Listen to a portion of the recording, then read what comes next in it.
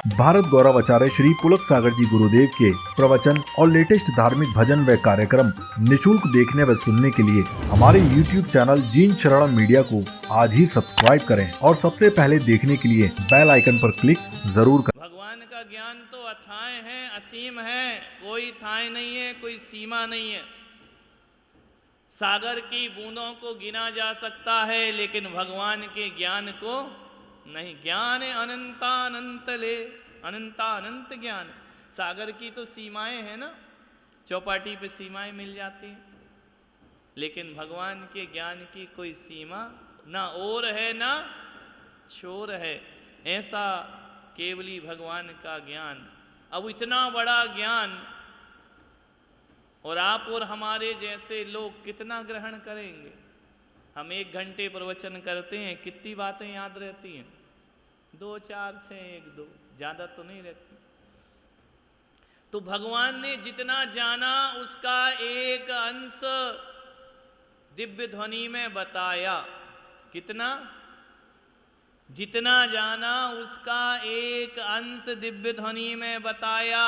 जितना भगवान ने एक अंश बताया उसका एक अंश गणधर ने सुना। अब सोचो ज्ञान कितना है। उसका एक अंश गणधर ने सुना। जितना एक अंश गणधर ने सुना उसका एक अंश गूंथ पाए,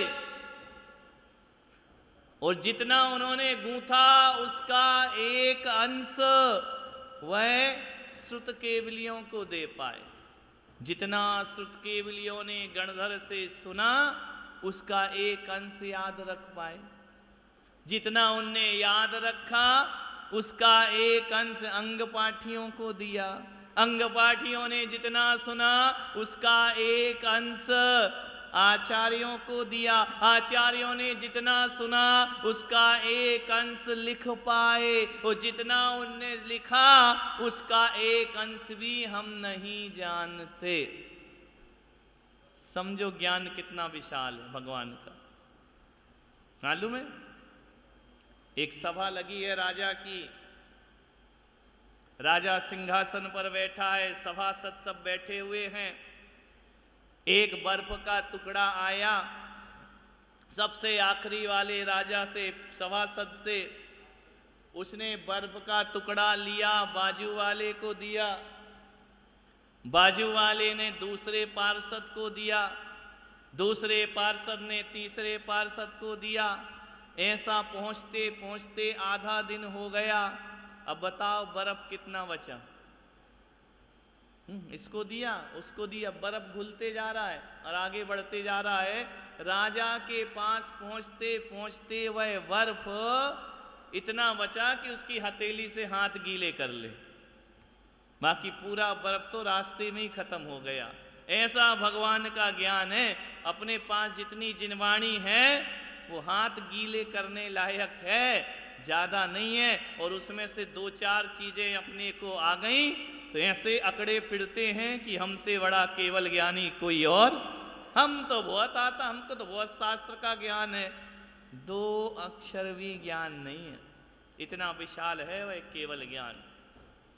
अब उनके इतने बड़े विशाल ज्ञान को गणधर कैसे गूंथें? भगवान की जो वाणी है वह निरक्षरी है, अक्षर नहीं है। समझ में आ रहा? भगवान की वाणी भाव आगम है। भगवान की वाणी में जो खिरती है वह जिह्वा से नहीं खिरती है, पूरे अंग अंग से समोसरण में भगवान की वाणी खिरती है। और उस भावों को समझ के गणधर भगवान उन भावों को, उन अर्थों को शब्द प्रदान करते हैं। क्या करते हैं? भाव को क्या अपन लोग क्या करते हैं? शब्दों से भाव लगाते हैं। गणधर के साथ उल्टा होता है, वह भावों को शब्द देते। शब्द, भावों को शब्द देना गूंथना है। समझ में आ रहा? तुम लोग क्या समझ रहे? जैसे चौके में रोज आटा गूंथते हो, ऐसी वाणी सुन के गूंथ देते होंगे भगवान गणधर। भगवान के भावों को, भगवान के भाव श्रुत को जो द्रव्य श्रुत दिया करता है वह गणधर होता है। ये सामर्थ्य केवल गणधर के पास है। क्यों? और लोगों के पास क्यों नहीं? क्योंकि उनके पास 63 रिद्धियां नहीं है। अभी रिद्धियों के वर्णन में आएगा बीज रिद्धि, बीज बुद्धि क्या होती है। जैसे बीज में जो किसान होता है ना, वो वृक्ष को देख लेता है, बीज कितना सा होता है, इमली का बीज इतना सा होता है, लेकिन जब अपन उसको जमीन पे डालते हैं तो बीज के दर्शन करते हैं या उसमें पेड़ के दर्शन करते हैं? बीज में पूरे वृक्ष के दर्शन कर ले, जो अंतर मुहूर्त में भगवान के ज्ञान को पूरे शब्दों की रचना दे दे, वो गणधर भगवान हुआ करते। उनकी बीज रिद्धियों के बल पे होता है। समझ में आ रहा? रिद्धियां कैसे मिलती हैं? तप से। तपस्या करो, रिद्धियां प्राप्त होंगी। देवों को तो बिना तप के मिलती हैं, जन्मजात।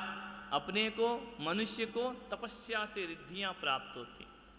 तो वह रिद्धियों के बल पे भगवान की वाणी को गूंथ देते हैं, भगवान की वाणी को शब्द दे देते हैं। अब देखना, अर्थ किसका है? केवली भगवान तीर्थंकर का। शब्द किसके हैं? बोलो ना, खाना नहीं मिला क्या? शब्द किसने दिए? गणधर्वन। अब केवलियों का अर्थ और गणधर भगवान के शब्द, इन दोनों को जो याद रखता है वह श्रुत केवली होता है। समझ में आ रहा? किसके शब्द हैं श्रुत केवली के पास?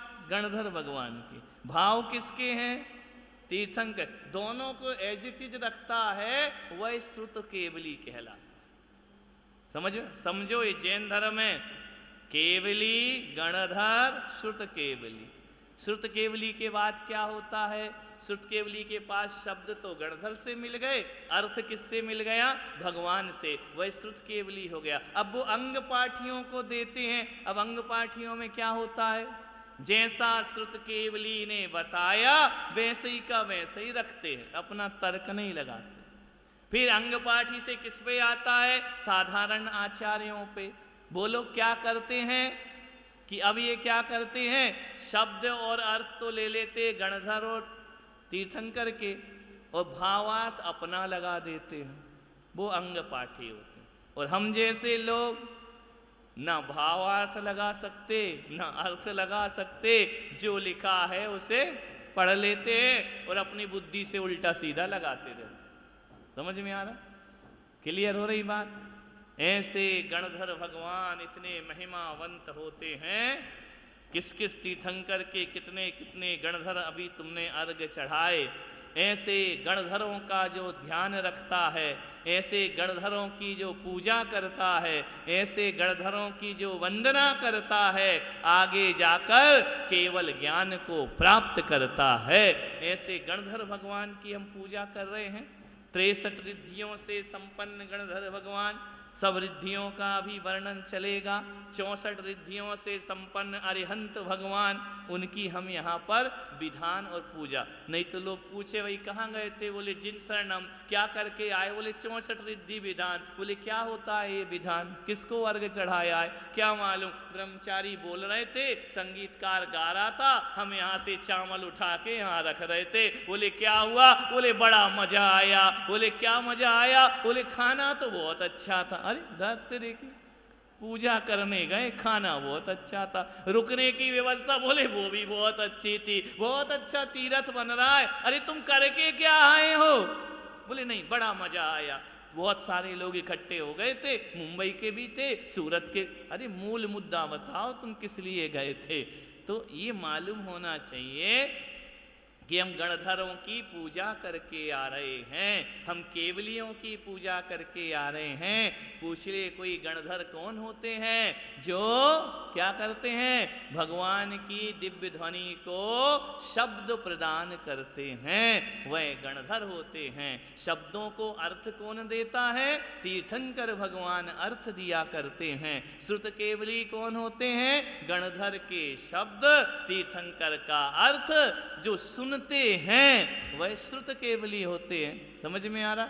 इतना सा अपने को नॉलेज होना चाहिए। आज के आचार्य नहीं, आज के आचार्य उनको पढ़ते हैं और पढ़ के तुम जैसे विद्वानों को समझाते हैं, है ना?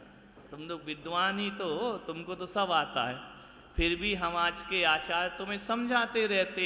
अब चाहे इधर से जाए इधर से निकले, इधर से जाए इधर से निकले, इधर से जाए वहीं बैठा रहे, निकले या नहीं निकले तुम जानो, तुम्हारा काम जाने। समझ में आ रहा? तो आचार्य की ड्यूटी है कि शिक्षा और दीक्षा देना। क्या काम है?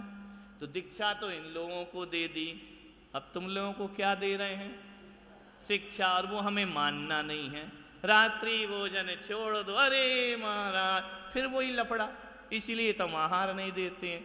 एक आए बोले महाराज तुम कब से करने लगे? अरे तुम इनका में कोई पाप करने लगा क्या, गलत काम करने लगा? अरे महाराज मजा नहीं आया, आहार तो देंगे, हमने विधान करा। अरे विधान कराए तो कुछ करो भी तो, त्याग तपस्या लेकर जाओ, संयम लेकर के जाओ। संयमी की दुकान में आए हो, असंयमी लेकर के जाओगे तो कैसे कल्याण होगा? है? थोड़ा बहुत व्रत नियम संयम प्राप्त करो। भगवान तुम्हारे अर्घों के लिए पूज्य नहीं है, अपने संयम से व्रत से नियम से है। संयम व्रत लेने से सम्मान बढ़ता है, इस लोक में यश कीर्ति मिलती है, परलोक में अच्छी गति प्राप्त होती है। देखो ये लोग जब तक नहीं बने थे तो यहाँ वहाँ बैठते रहते थे छिपे छिपाए से, अब महाराज बन गए तो कहाँ बैठ गए? छाती ठोक के सामने बैठ गए, क्योंकि हम तो संयमी लोग हैं, असंयमी लोग नीचे बैठ गए। कल तक भैया जी आज महाराज आशीर्वाद दे दो, नमोस्तु महाराज नमोस्तु महाराज। विचार कर, ये किसकी महिमा है? ये व्रतों की महिमा है। हम लोग सुबह मूलाचार पढ़ते हैं, उसमें आता है कि व्रत लेने से, महाव्रत लेने से इस लोक में पूजा सत्कार मिलता है, सुख मिलता है। परलोक में, इस लोक में भी यश कीर्ति मिलती है, परलोक में भी उसे यश कीर्ति की प्राप्ति हुआ कर, लोग सम्मान करते हैं, लोग गुरु मान के पूजने लगते हैं। ये संयम की महिमा होती है। तो हम व्रत पूजा पाठ कर लें, लेकिन एक ग्रस्त को सप्त व्यसन का त्यागी होना चाहिए। ये तो कर सकते हो। क्या करें महाराज, सप्त व्यसन के नाम ही नहीं मालूम है, क्या त्याग करें? अब क्या बताएं? सप्त व्यसन का त्याग करो, भक्ष अभक्ष का ध्यान रखो, 5 उदंबर फलों का त्याग करो, 3 मकारों का त्याग करो। इतना एक ग्रस्त का संयम है, उसको आप जीवन में अपनाओ। रात्रि भोजन छोड़ो, दिन में खाना खाओ, पानी छान कर पियो, जीवन का कल्याण होगा। वरना आए यहाँ घूम गए, 3 चक्कर लगा दिए, नारियल रख दिया, अर्थ जाने महाराज भाव जाने महाराज, अपन को तो ऑटोमेटिक पुतले की तरह घूम घाम के चले जाना है।